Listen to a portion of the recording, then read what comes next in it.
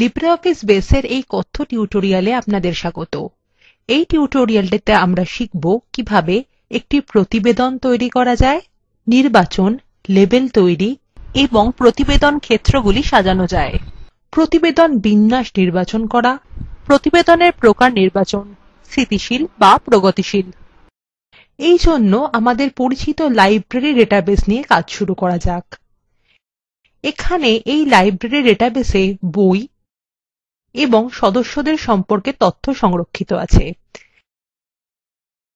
এছাড়াও সদস্যদেরকে দেওয়া বইয়ের হিসাব রাখতে আরও একটি টেবিল রয়েছে।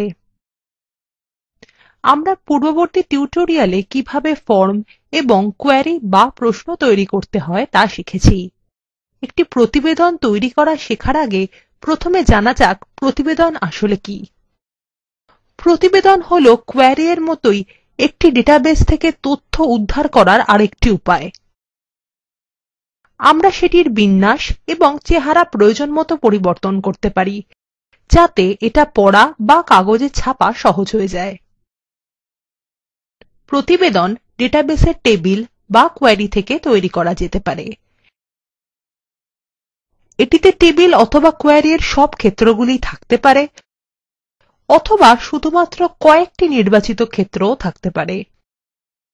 প্রতিবেদন দুটি প্রকারের হতে পারে: স্ট্যাটিক বা স্থিতিশীল এবং ডাইনামিক বা প্রগতিশীল। যখনই একটি স্ট্যাটিক প্রতিবেদন দেখার জন্য খোলা হবে, সেটি সবসময় একই তথ্য প্রদর্শন করবে, যে তথ্য আপনি প্রতিবেদন তৈরি করার সময় সেটিতে রেখেছিলেন। এটিকে স্ন্যাপশট বলা হয়ে থাকে। কিন্তু একটি ডায়নামিক প্রতিবেদন যখনই দেখার জন্য খুলবেন, তখন সেটি ডেটাবেসের বর্তমানে থাকা তথ্য প্রদর্শন করবে। ঠিক আছে, এখন একটি নমুনা প্রতিবেদন তৈরি করা যাক। লাইব্রেরী ডেটাবেসে বাম প্যানেলের রিপোর্টস আইকনের উপর ক্লিক করুন। ডান প্যানেলে use wizard to create report click করুন। এটি প্রতিবেদন তৈরি করার একটি সহজ এবং দ্রুত পদ্ধতি। এখন আপনি একটি উইন্ডো দেখতে পাচ্ছেন, যেটিকে রিপোর্ট বিল্ডার উইন্ডো বলা হয়, এবং উইজার্ডের বাম দিকে তালিকাবদ্ধভাবে ৬টি ধাপ দেখা যাচ্ছে। আমরা এই উইজার্ড দিয়ে শেষ টিউটোরিয়ালে তৈরি করা একটি কোয়েরিকে ভিত্তি করে একটি প্রতিবেদন তৈরি করব। History of books issued two library members. আমরা এখন প্রথম পর্যায়ে আছি, অর্থাৎ ক্ষেত্র নির্বাচন। এখানে প্রতিবেদনের তথ্যের উৎস সুনির্দিষ্টভাবে উল্লেখ করতে হবে, হয় একটি টেবিল বা একটি কোয়েরি। ড্রপ ডাউন থেকে history of books issued two members query নির্বাচন করুন। এখন কোয়েরি থেকে উপলব্ধ ক্ষেত্রগুলির একটি তালিকা বাম দিকে দেখা যাচ্ছে। আমরা আমাদের প্রতিবেদনের সব ক্ষেত্র রাখতে চাই, তাই আমরা কেবল ডান দিকে জোড়া তীর বাটনে ক্লিক করব। এখন পরবর্তী ধাপে যেতে নেক্সট বাটনে ক্লিক করুন। দ্বিতীয় পর্যায় ক্ষেত্রগুলিকে লেবেল করা।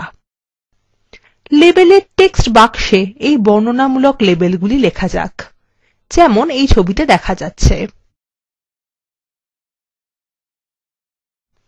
ঠিক আছে, এখন নেক্সট বাটনে ক্লিক করুন। এবার আমরা তৃতীয় পর্যায়ে এসে গেছি, দলবদ্ধ করা। কয়েকটি নির্বাচিত ক্ষেত্র অনুযায়ী তথ্য শ্রেণীবিভক্ত করতে গেলে এই দলবদ্ধকরণ ব্যবহার করা যায়। উদাহরণস্বরূপ, এই প্রতিবেদনে আমরা তথ্যকে বইয়ের শিরোনাম অনুযায়ী শ্রেণীবিভক্ত করতে পারি।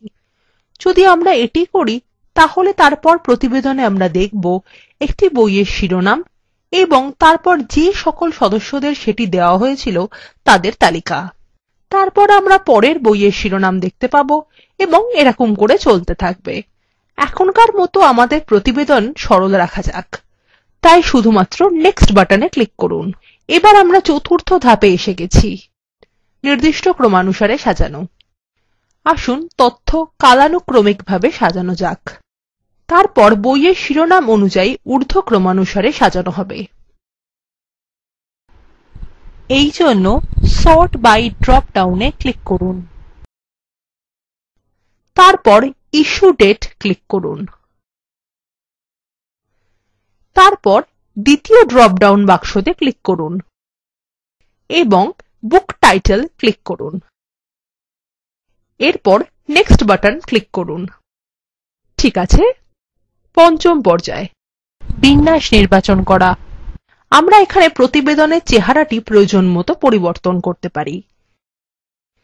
বিন্যাস তালিকায় columnar single column ক্লিক করুন। লক্ষ্য করুন পটভূমির রিপোর্ট বিল্ডারে পরিবর্তন হয়েছে। সব লেবেলগুলি বাম দিকে এবং সংশ্লিষ্ট ক্ষেত্রগুলি ডান দিকে দেখা যাচ্ছে। এখন columnar 2 columns ক্লিক করা যাক। এবার নিচের উইন্ডো 2 কলামের একটি নতুন বিন্যাস প্রদর্শন করছে। এইভাবে বেস উইজার্ড যে কটি বিন্যাস প্রদর্শন করে সেগুলিকে আপনি নির্বাচন করতে পারেন। এছাড়াও আপনি আপনার প্রয়োজন অনুযায়ী পরে বিন্যাস পরিবর্তন করতে পারেন।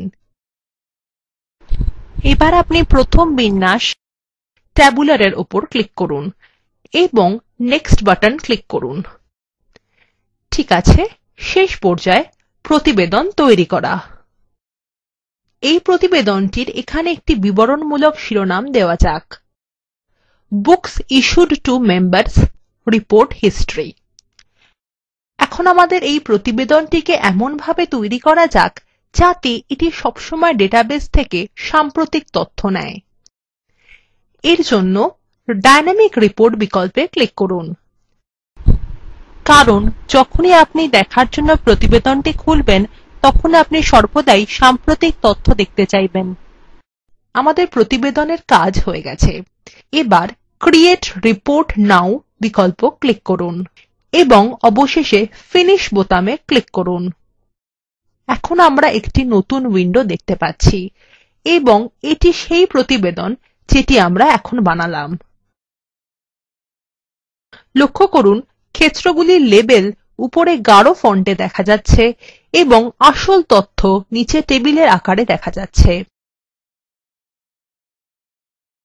এছাড়াও লক্ষ্য করুন তথ্য বই দেওয়ার দিন অনুসারে ঊর্ধ্বক্রমে সাজানো আছে এবং তারপর বইয়ের শিরোনাম অনুসারে পরপর সাজানো আছে।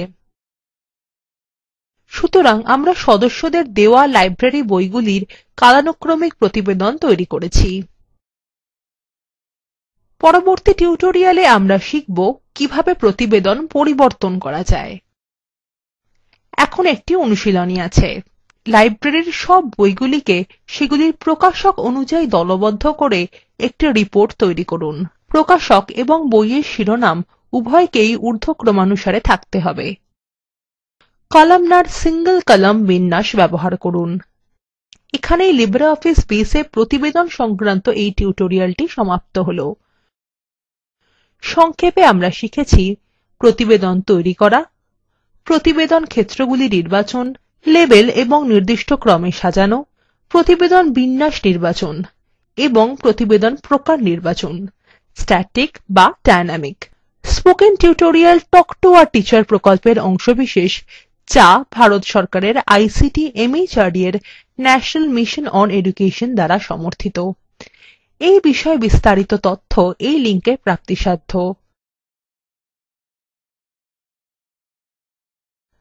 আমি অন্তরা এই টিউটোরিয়ালটি অনুবাদ এবং রেকর্ড করেছি। এই টিউটোরিয়ালে অংশগ্রহণ করার জন্য ধন্যবাদ। শুভবিদায়।